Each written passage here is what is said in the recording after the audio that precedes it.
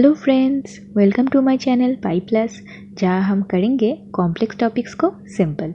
If you are new to my channel then please subscribe and press the bell icon so you don't miss any of my videos and let's get started. आज हम करने वाले हैं class 11 complex numbers.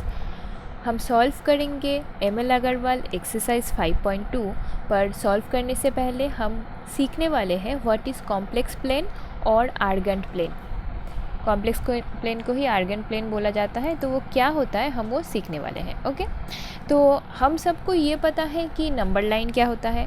अगर आपके पास कोई भी number है, वो पॉजिटिव हो या नेगेटिव हो, उसे हम नंबर लाइन पे लेफ़्ट या राइट में कहीं पर भी लिख सकते हैं, राइट। अगर आपके पास +7 हो या -7 हो या -5 हो, प्लस होगा तो इस तरफ नंबर लाइन के राइट हैंड साइड पे, और अगर माइनस होगा तो नंबर लाइन के लेफ़्ट हैंड साइड पे, ज़ीरो के लेफ़्ट हैंड साइड में हम लिखते हैं, राइट। ओके, अच्छा, अब अगर आपके पास कोई कॉम्प्लेक्स नंबर हो, जैसे कि अभी तक तो आपको पता चल गया होगा कॉम्प्लेक्स नंबर कैसे होते हैं। समझ लीजिए 5 + 7 आयोटा, या 7 नहीं लिख रही हूँ क्योंकि वहाँ तक मैंने किया नहीं है, उतना बड़ा नहीं खींचा है नंबर लाइन को, तो 5 + 2 आयोटा, ठीक है। तो इसे आप ये जो 5 को तो आप यहाँ पर लिख देंगे, पर ये 2 आयोटा वाले पार्ट को किधर लिखेंगे नंबर लाइन पे। तो उसके लिए हम यहाँ पर, जैसे कि हम बेसिकली ग्राफ में करते हैं ना, ग्राफ में आपका एक एक्स एक्सिस होता है, एक वाई एक्सिस होता है, उसी तरीके से वाई एक्सिस की जगह आप सोचिए कि ये है आपका एक इमेजिनरी एक्सिस। जैसे कि आपका जेड जो आपका कॉम्प्लेक्स नंबर है that is equal to x + iy। जो x है वो है रियल प्लेन पे जाएगा, तो वो ये हो गया आपका x वाला प्लेन, रियल एक्सिस, और जो इमेजिनरी एक्सिस y होगा वो y की तरह ही इस तरीके से आपको x एक्सिस के ऊपर परपेंडिकुलर एक एक्सिस 0 पॉइंट पे आएगा। ओके, ये है आपका इमेजिनरी एक्सिस, जिसके वैल्यू आयोटा से आपको मिलेंगे। This is iota, this is 2 iota, this is 3 iota, this is 4 iota, ऐसे। तो आपका 5 + 2 आयोटा कहाँ पर आपको लिखना होगा? ये आप गए 5 एक्स एक्सिस पे 5 पर, और वाई एक्सिस पे 2 आयोटा तक, तो ये दोनों जहाँ पर इंटरसेक्ट कर रहा है, मतलब ये वाला जो पॉइंट है, this point is 5 + 2 iota. Okay, got it. जैसे हम ग्राफ में करते हैं, ये अगर 5,2 होता तो हम कैसे करते हैं, यहाँ पर 5 एक्स एक्सिस पे और वाई एक्सिस पे 2, उसी तरीके से कॉम्प्लेक्स प्लेन में भी यहाँ पर एकदम सेम तरीके से आपको करना है कि कॉम्प्लेक्स प्लेन पे आपका आयोटा इमेजिनरी पार्ट, आयोटा के साथ जो है इमेजिनरी पार्ट वो जाएगा, और रियल प्लेन पे आपका रियल जो वैल्यू है वो होगा। ओके, अब और एक चीज़ समझ लीजिए, आपके पास दो नंबर्स हैं, उनके बीच में डिफरेंस कैसे निकालेंगे? सेम प्रोसेस में, जैसे ग्राफ में अगर आपके पास दो नंबर्स होते हैं, नॉर्मल ग्राफ में आपके पास दो नंबर हैं, x1 y1 और x2 y2, राइट।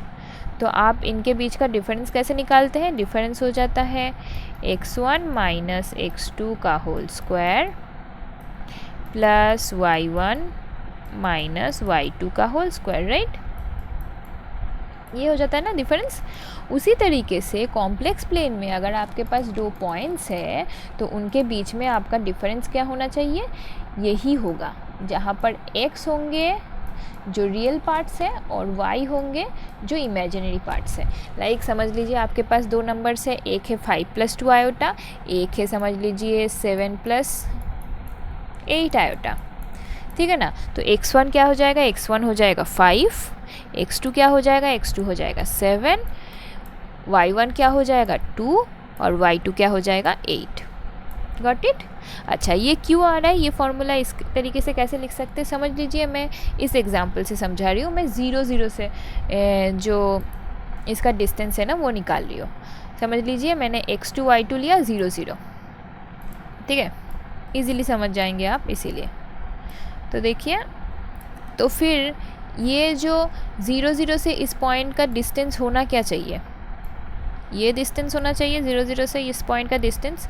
अब देखिए 0 0 से इस पॉइंट का डिस्टेंस अगर हम निकालना चाहते हैं तो हम क्या करेंगे, यहाँ पर ये परपेंडिकुलर है, this is base, this is hypotenuse, तो हम क्या वो लिख सकते हैं कि this distance square is equal to this square plus this square, right. तो ये जो डिफरेंस है दैट विल बी 5 और ये जो डिफरेंस है दिस इज़ 2। तो हम क्या लिख सकते हैं कि ये जो डिस्टेंस है ये डिस्टेंस हो जाएगा is equal to root over of 5 square, या 5 स्क्वायर की जगह हम क्या लिख सकते हैं 5 माइनस 0 का स्क्वायर प्लस 2 माइनस 0 का स्क्वायर लिख सकते हैं ना, क्योंकि 5 माइनस 0 है ये डिस्टेंस और 2 माइनस 0 है ये डिस्टेंस, और हमने पाइथागोरस रूल यूज़ करके ये निकाल लिया। तो यही तो ये फॉर्मूला था ना कि x1, यहाँ पर x1 कितना हो गया, x1 हो गया आपका 5, x2 हो गया आपका 0, y1 हो गया 2 और y2 हो गया 0। ओके तो जैसे हम बेसिकली ग्राफ्स में निकालते हैं एक्स वाई के आपके नॉर्मल ग्राफ में डिस्टेंस बिटवीन 2 पॉइंट्स, उसी तरीके से कॉम्प्लेक्स नंबर के कॉम्प्लेक्स नंबर आपके पास अगर 2 कॉम्प्लेक्स नंबर है उनके बीच में जो डिस्टेंस होगा कॉम्प्लेक्स प्लेन में वो ऐसे निकाला जाता है इस फॉर्मूला से, जहाँ पर एक्स और वाई उस कॉम्प्लेक्स नंबर के रियल पार्ट और इमेजिनरी पार्ट है। ठीक है, तो चलिए सम्स कर लेते हैं। तो एक्सरसाइज 5.2 का पहला सम स्टार्ट करते हैं। पहला है यूजिंग डिस्टेंस फार्मूला, जो अभी हमने सीखा। Prove that the points, 3 point दे दिए हैं आपको, form the vertices of an equilateral triangle in complex plane. मतलब कॉम्प्लेक्स प्लेन में ये जो 3 पॉइंट्स है that is the vertices of equilateral triangle. तो इक्विलैटरल ट्रायंगल का मतलब क्या होता है, इक्विलैटरल ट्रायंगल का मतलब होता है सारे साइड सेम होंगे। तो अगर ये तीनों उस इक्विलैटरल ट्रायंगल के वर्टिसेस है तो अगर इन तीनों के बीच का जो डिस्टेंस है वो हम निकालें तो वो क्या होना चाहिए, वो सेम होना चाहिए। ये डिस्टेंस और ये डिस्टेंस सेम होना चाहिए क्योंकि इक्विलैटरल ट्रायंगल है। तो पहला पॉइंट क्या है, पहला पॉइंट है 1। हम क्योंकि कॉम्प्लेक्स प्लेन में करेंगे तो हमें इसे कॉम्प्लेक्स नंबर में चेंज करना है। तो कॉम्प्लेक्स नंबर के फॉर्म में अगर हम लिखना चाहें तो हम क्या लिखेंगे 1 + 0 × आयोटा। उसके बाद ये हो गया आपका दूसरा जो नंबर दिया हुआ है उसे हम रियल पार्ट और इमेजिनरी पार्ट अलग से लिख लेंगे ऐसे। उसके बाद थर्ड नंबर भी हमने लिख लिया है। अब जो डिफरेंस है, डिस्टेंस है वो निकालते हैं। ए बी का डिस्टेंस क्या होगा, यहाँ पर x1 हो गया आपका 1, x2 हो गया -½ y1 हो गया 0 और y2 हो गया +3/2, राइट। तो x1 - x2 का स्क्वायर प्लस y1 - y2 का square root over of this निकाल लीजिए, यहाँ से आपको मिल जाएगा दिस इज़ √3। इसे कैलकुलेट करके उसी तरीके से BC का वैल्यू क्या निकालेंगे, B और C के बीच का डिस्टेंस BC। अगर आप सोच ले कि this is A, this is B, this is C, now BC क्या होना चाहिए, B का यहाँ पर x1 हो जाएगा -½ C का x2 हो जाएगा -½ सो -½ माइनस ऑफ -½ मतलब +½ का स्क्वायर और यहाँ पर √3/2 और माइनस ऑफ -√3/2 का स्क्वायर। ये भी कैलकुलेट करके √3 आ रहा है। उसके बाद AC भी निकालिए। यहाँ पर आपको पता है x1 है 1, x2 है -½ सो 1 + ½ का होल स्क्वायर हो गया, क्योंकि माइनस ऑफ माइनस हो जाता है प्लस, और 0 हो गया y1 और y2 है y2 है -√3/2 क्योंकि C लिया है तो माइनस माइनस प्लस हो गया। तो इस तरीके से आपको फिर से √3 मिल जाएगा। तो देखिए तीनों क्योंकि सेम आ रहे हैं तो AB = AC = BC, मतलब सारे साइड सेम है। तो ये जो ABC है एक इक्विलैटरल ट्रायंगल है, तो ABC तीनों एक इक्विलैटरल ट्रायंगल के वर्टिसेस है। ओके, प्रूफ हो गया। नेक्स्ट सम में जाते हैं। नेक्स्ट सम में आपको उसी तरीके से डिस्टेंस फार्मूला से प्रूव करना है कि ये तीनों जो नंबर है ये कोलिनियर है। मतलब समझ लीजिए ऐसा एक नंबर है यहाँ पर कॉम्प्लेक्स प्लेन पे, ऐसा एक नंबर है यहाँ पर कॉम्प्लेक्स प्लेन पे, यहाँ पर ऐसा एक नंबर है, ये तीनों कोलिनियर है, एक ही लाइन से पास कर रहे हैं। ठीक है, ऐसा नहीं है कि एक यहाँ पर है, एक यहाँ पर है, एक यहाँ पर है, ऐसा नहीं है। ठीक है, अच्छा अब कोलिनियर प्रूफ कैसे करते हैं। नॉर्मली अगर आपका ये कॉम्प्लेक्स प्लेन का कॉन्सेप्ट अगर हटा दे तो कोलिनियर कैसे प्रूफ किया जाता है। कोलिनियर प्रूफ करने के लिए हम क्या कर सकते हैं, अगर आपके पास 3 पॉइंट है ABC, कोई भी 3 पॉइंट हो ABC, अगर आप ये प्रूफ कर सकते हैं कि AB + BC is equal to AC है, मतलब किसी भी दो के बीच का डिस्टेंस प्लस बाकी दो के बीच का डिस्टेंस इज इक्वल टू ये बाकी दो के बीच का डिस्टेंस हो रहा है, तो ये तीनों जो पॉइंट्स है वो कोलिनियर होते हैं। क्यों, ऐसा क्यों? अगर कोलिनियर नहीं होगा तो ये नहीं हो सकता क्या? नहीं हो सकता, क्योंकि अगर ये कोलिनियर, अगर 3 पॉइंट कोलिनियर नहीं है, क्योंकि देखिए 2 पॉइंट तो हमेशा ही कोलिनियर होंगे, राइट। 2 पॉइंट में से तो आप हमेशा लाइन खींच ही सकते, कोई प्रॉब्लम नहीं है, किसी भी वो प्रोसेस में हो, प्रॉब्लम नहीं है। बट 3 पॉइंट अगर कोलिनियर नहीं होंगे तो क्या हो सकते हैं? अगर 3 पॉइंट कोलिनियर नहीं होंगे तो वो एक ट्रायंगल ही क्रिएट करेंगे, और कोई ऑप्शन है नहीं, तो एक ट्रायंगल क्रिएट करेंगे 3 पॉइंट मिलके।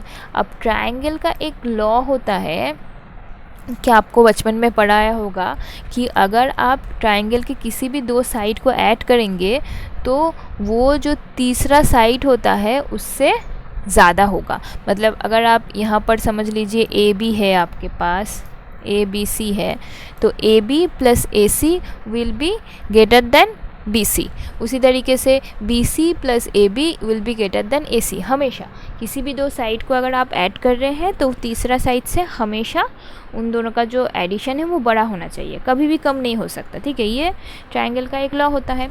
तो उस हिसाब से अगर आपके पास जो नंबर्स है वो कोलिनियर नहीं है तो वो कभी भी आपको इक्वल नहीं मिलेगा। ये कंडीशन नहीं मिल सकता कि कोई भी 2 साइड का जो वैल्यू है, ये डिफरेंस और ये डिफरेंस, ये जो डिस्टेंस और ये जो distance, not difference, equal to this total distance, ये नहीं मिल सकता।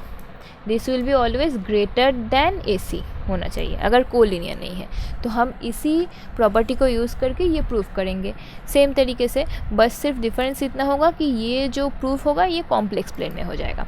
तो कॉम्प्लेक्स प्लेन के लिए बस आपको x1 y1 उस तरीके से लेना है। तो आपका जो पहला पॉइंट है वो है -2 3 आयोटा, दूसरा पॉइंट है -1 + 2 आयोटा। तो आपका x1 हो जाएगा -2, x2 हो जाएगा -1 और y1 हो जाएगा 3, y2 हो जाएगा 2। इन्हें पुट कीजिए फॉर्मूला में, आपको AB मिल जाएगा, उसी तरीके से आपको BC भी मिल जाएगा और इसी तरीके से आपको AC मिल जाएगा। और देखिए तीनों वैल्यूज़ पुट करने के बाद आप देख सकते हैं कि अगर आप इन दोनों को ऐड करेंगे तो आपको ये तीसरा मिल रहा है। तो मतलब AB + BC = AC, ठीक है ना। ABC पॉइंट्स कुछ भी हो सकते हैं, फ़र्क नहीं पड़ता, बट ये कंडीशन आपको मिल रहा है कि किसी भी 2 साइड को ऐड करके आपको तीसरा मिल रहा है, मतलब 2 डिस्टेंस को ऐड करके आपको तीसरा मिल रहा है, तो ऑब्वियसली ABC कोलिनियर है। ओके,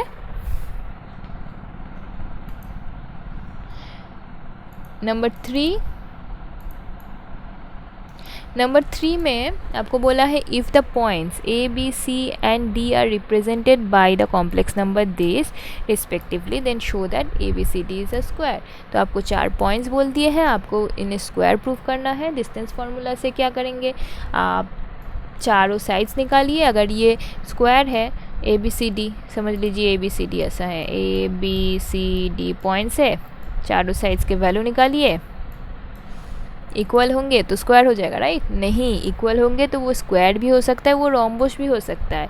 तो इसकी वजह से सिर्फ साइड्स निकालने पे नहीं होगा, आपको ये जो डायगोनल्स है ये भी निकालने पड़ेंगे और ये भी शो करना पड़ेगा कि साइड्स एक दूसरे के साथ इक्वल है और उसके साथ डायगोनल्स भी एक दूसरे के साथ इक्वल है। तो ये सब कुछ प्रूफ करने के बाद आप इसे स्क्वायर बोल सकते हैं। तो आपको पहले साइड्स के वैल्यूज़ निकालिए। देखिए हमने निकाल लिए हैं AB, BC, CD और DA, ये 4 साइड्स होने चाहिए, राइट। सीक्वेंस में जाना पड़ेगा, बीच में से किसी को नहीं लेना है। ABCD अगर है तो AB, BC, CD, DA, ये 4 हो जाएंगे साइड्स। इनके वैल्यूज़ देखिए सेम आ रहे हैं। और उसके साथ जो डायगोनल्स क्या क्या होने चाहिए, AC और BD। तो AC और BD देखिए हमने निकाला उसी तरीके से डिस्टेंस फार्मूला यूज़ करके। तो डायगोनल्स के वैल्यू भी सेम आ रहे हैं, तो diagonals also equal, so ABCD is a square. Okay, और लास्ट सम,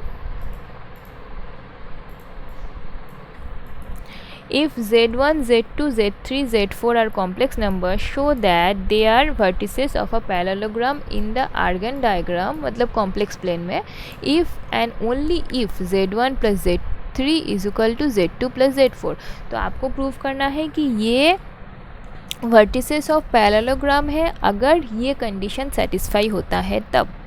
तो ये हम कैसे प्रूव कर सकते हैं? हमें पता है कि पैरेललोग्राम के जो ऑपोजिट साइड्स होते हैं वो इक्वल होते हैं, राइट, पैरेलल और इक्वल होते हैं, पर यहाँ पर तो वैल्यू ही नहीं बोला है Z1 Z2 Z3 Z4 का, तो हम डिस्टेंस फार्मूला यूज़ नहीं कर सकते। तो और क्या यूज़ कर सकते हैं? देखिए, अगर आपके पास एक पैरेललोग्राम है तो उसके और क्या प्रॉपर्टीज़ आपको पता है? उनके जो डायगोनल्स होते हैं वो एक दूसरे को बाइसेक्ट करते हैं, ये एक प्रॉपर्टी होता है पैरेललोग्राम का, राइट। अब अगर डायगोनल्स एक दूसरे को बाइसेक्ट करेंगे, समझ लीजिए आपके पास ये हो गया आपका पैरेललोग्राम, ठीक है ना। तो अगर आपका जो दो डायगोनल है वो एक दूसरे को बाइसेक्ट करेगा तो इसका मतलब क्या होना चाहिए?